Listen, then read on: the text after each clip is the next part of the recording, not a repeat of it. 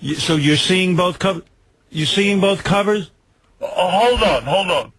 Then I hear him like adjusting his hearing aid. Oh my God. What was that? I said, so you're seeing both covers now? Yeah, we see both covers. They're very nice. I like the other cover. Yeah, very nice. All right. And you haven't read the article yet? No, I'm just calling to tell you we got it. It was weird because I thought they would wait. They usually wait till they read it. Right, yeah, just to call you to tell you they got it. Now you still got to wait for their reaction to the article. Yeah, I'm sure they don't like the article. I think I talk about them, pretty honest evaluation. I talk about how great they are and how great parents and I love them and all that. But yeah, but you also say, like they didn't, have a lot of time to fool around, so you learn to get to the point of a story. yeah, well, they like that. That gives them credit for. In fact, I read an article yesterday. I wish I knew the gentleman who wrote it. It was very good. Jimmy Kimmel sent it to me. He said, I don't know if you saw this article, but a guy wrote 3 things you can learn from Howard Stern if you're in business. And one of them was to edit yourself. And they say in the Rolling Stone article, Howard describes that his father would kind of say, get to the point, edit the story, right. Get down to, as screwy as that is, it does teach you to edit a story. And they'll like that because then my father will go, I taught him that. He won't see that as negative. He'll be like, I taught him to get to the story quickly. And he does. He tells a good story now. He's not boring. Yeah, he always had shtick. That comes from my side of the family. Did he say that? Why is her side the shtick side? My mother had this weird thing growing up. She almost made it like my dad's side of the family. Like it wasn't so... She'd go, you are like me. You're a Schiffman. That's her maiden name. You're a Schiffman. And Schiffmans have shtick. And we kid around. And we have real personality. And your sister, she's a Stern. They're straight. Those Sterns. They're straight. And I'd be like, well, is it bad to be a Stern? Yeah, is it better to be a Schiffman? And aren't I? And isn't my dad a Stern? Are you saying it's bad? Like you married somebody with no personality? Is that what you're saying? What, are you saying that you and I are more of a couple than you and Dad? That's right. We're soulmates. Yeah. The whole thing was screwy. I don't know what was going on in my house. I'm just glad I got out at 18 and never looked back. Right. And I'm still trying to figure out what was going on down there. But, evidently I'm not really a Stern. I'm more of her. And right. I'm just like her, and I look like her father. And I'm like, well, don't I look like me? Dad is not fun? Is that what she's saying? I don't know. I always thought your father was fun. He is. My mother loves my father, but I the guess. Sterns, they're straight. I don't think they're so straight. Your father's straight, no nonsense. You are shtick. I like my friends ask to my Howard, what is the answer to this math problem? And he would say, I figure it's this. In other words, shtick. We're Schiffmans. And he's like me. And my mother took great pride that I was more like her side of the family, I think. Oh, I didn't think her side of the family was so much fun the way you described it. Oh, no. If you're on that side of the family, you're fun. Like, you see how much fun I am. But even, I never heard you say that she told you stories about so much fun. I heard about one pair of underwear shared between 2 people. There you go. My father was a character. My father would take us and pass us off to other families. That's a riot. I don't know. She thinks this is great to be like him. And we would go to the movies, and he would pull out his knife and get into knife fights with people. Oh, well, wow. Wow. I'm so glad you're a Schiffman. Well, she needed a father, so she, I think she worshipped him on some level. But meanwhile, and I liked that she thought it was special that I was like her. So I was very proud of this. I mean, the whole thing's very confusing. Well, I just never heard any shtick stories. I heard all. We're all about shtick. All the Schiffmans. We always had shtick. The Sterns are straight. They're straights. There's no nonsense. You tell a story like a Schiffman. You're like me. We're the same. We're soulmates. So, I mean, what did I know? That sounded like heady stuff to me. Like, wow. I guess. Sounded good. Special. I don't know. I never knew it was good to be a Stern. I'm not sure any of it's any good. Well, again, I don't know what this shtick was. Shtick? We tell stories and jokes and joke around. We're showbiz. Really? The Sterns are not. And when was she ever in showbiz? I don't know. Somehow they're showbiz. They're the I thought, wow, they're the exciting side of the family. Wow.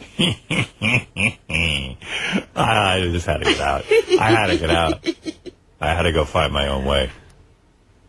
I don't know.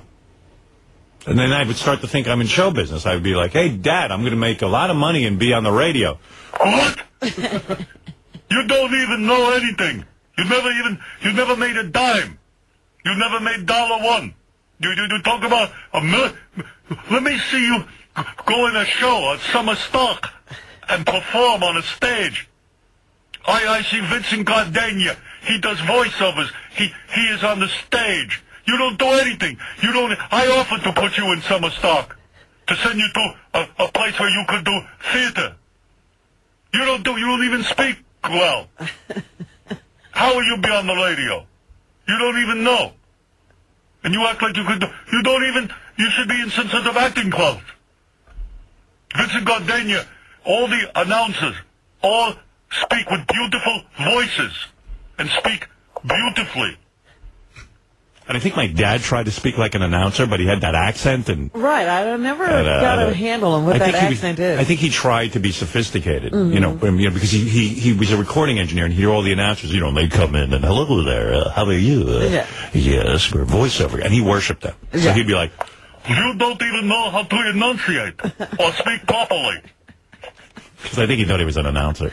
Do you think he thinks he sounds... Yeah. Like the guys he was listening to? I think he's trying to sound sophisticated like those guys, because he admired them. They all had educations, and they all spoke well, and they made money speaking and acting. All the announcers are on the radio, and they do acting. Ted Brown did acting in those commercials. You can't just go on the radio, and you don't even read. You don't even know what you don't do any of that. I go, I know you don't, but I'll figure it out. How fucking hard could it be? It's talking. It's talking. I know I can talk. Maniac. My dad was worried about me, I guess. I don't know. Well, I'm sure every father worries. He had a way of worrying. You think he worried more than others? Right. Hey, Dylan, you're on the air. Welcome to the show. It's Dylan from San Francisco. I'll be visiting San Francisco very soon, Robin. And aren't they lucky? Yeah, I will be touching down in San Francisco very soon. I'm going to go visit my daughter. The whole town is just waiting with bated breath. The whole town is a buzz. Yes, Dylan.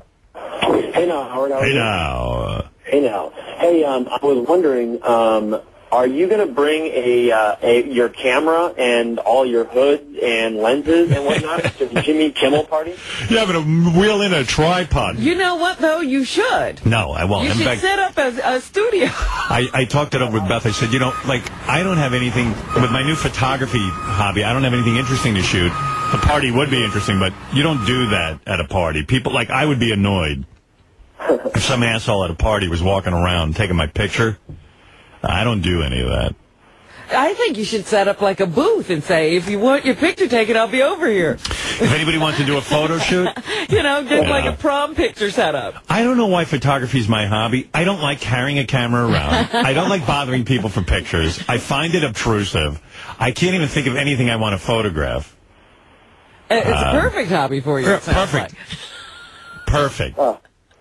Hey, Howard, you're wonderful. I love you guys. I love the show. Thank you so much. All right, Dylan, thank you. For all the years. Good night. Goodbye. It's the dumbest hobby for me. And then, I'm trying to learn all the Apple computer stuff. And even Ralph said to me yesterday, you got to drop this Photoshop thing because you got to spend some time learning the Apple. You're trying to learn too many things at once. you've got a job, the Photoshop? Yeah, he thinks I'm trying to learn too many things. I'm trying to learn a camera. I'm learning Photoshop. I'm learning Apple computers. He goes, you got too much going on. I said, don't you worry about it. I think I might have a high IQ. You know, did he ever go to college? Who, Ralph? Yeah. No, instead of going to college, he worked at a parking lot and took the tickets. That's where I found him. Well, he thought that was a better plan. He doesn't realize that in college you take a lot of different things all at the same time. He don't know from that. You take like 9 courses at once. Right. College. He didn't go to college. Not even a little bit. Yeah. No. He's Did been he lost. graduate from high school? Yeah. He's been lost since high school. All right. I found him. Hey, the boys, here, I'll give you a little treat. The boys made a phony phone call. Here we go. I don't think it needs any explanation. It's from Sal and Richard, working away back in that little phony phone call room that we have. Welcome back to Live and Local. Sharing your snow stories. We have 22 degrees outside, 6 inches of snow on the ground here. Good morning. You're on Live and Local. Go right ahead. Good morning. How are you? Not too bad. So I have a snow memory I'd like to talk about, but first I got a little bit of a cancellation announcement, if I may. Sure. I just want to let everybody out there know that the Rockingham County Circle Jerk for tonight is postponed because of the snow. Okay. I'm pivot man John Hine, and I just want to let everybody know that the Circle Jerk's been postponed because of the snow. And I got some great, I got some snow memories when I was a kid. My dad used to take me out hunting in the snow, and we had a lot of great times out in the snow quail hunting and stuff. And I remember one of those trips he taught me to pump off for the first time, and so every time it snows I just remember that time when he taught me to pump off. Okay.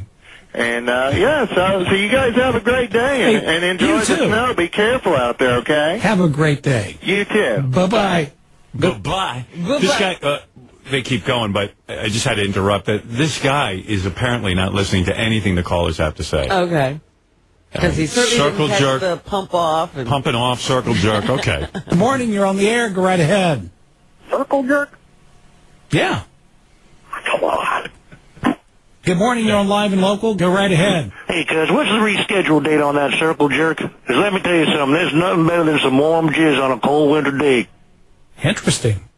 Okay, thanks for calling. We need to take a break, and I did not realize we were overdue for it. Live and Local. Hey, that second caller was just a real listener going, circle jerk, idiot, really? Don't you get what's going on? And then that other guy was Sal, of course. Wow. I like the music. I think some of the hosts have checked out a long time ago as personalities or their radio dreams have been dashed. And they just have checked out. Yeah. Hi, how are you? Good morning. Got any snow stories? Circle jerk, fuck you, suck my cock. Okay. Thank you for your call. Hey, by the way, High Pitch Eric got sort of a weird gig. He works for a pizza parlor where he's the voice answering machine. He's the voice of the pizza parlor, and it's so disturbing. Here he is. I don't know the name of the place. What is it? Is it Artichoke Pizza? Yeah, I think that's what it's called. Oh, okay. Artichoke Pizza is the name of the place that he works for. Hello, I'm High Pitch Eric. You've reached Artichoke Bazilli's Pizza and Bar. For location, press 1. For host and restaurant, please press 2. For delivery, please press 3. For management and event department, please press 4. Oh, this is Grillo's Pizza Shop. I see. Grillo always angling for... Well, you got a plug. Yeah, Grillo always wants a plug. He's just, here. That's not as funny. I didn't realize. You know what's always funny about that? Like, when you say it's Grillo's Pizza Shop, not like he owns it. You know what I mean? Like, he gets the plug, but he never gets anything for it. Yeah, I know. Didn't he tell us that he co-owned that pizza place? He said it was his partner, but then they had a big falling out. It turned out that when they broke up, he had no stake in the place. Yeah, and didn't they break up because he told Grillo to go deliver pizzas, and like Grillo thought he was a co-owner? Jason told me he'd been there a couple of times. He said Grillo never got out of the seat and never did any work. So do you think they hired him for publicity purposes? Yeah, they probably hoped he'd come on the show. Grillo's always, I got to come on the show, and then he, promotes a pizza place. Yeah, because, Gorillo's just, he's full of dash dreams, too. He was going to be an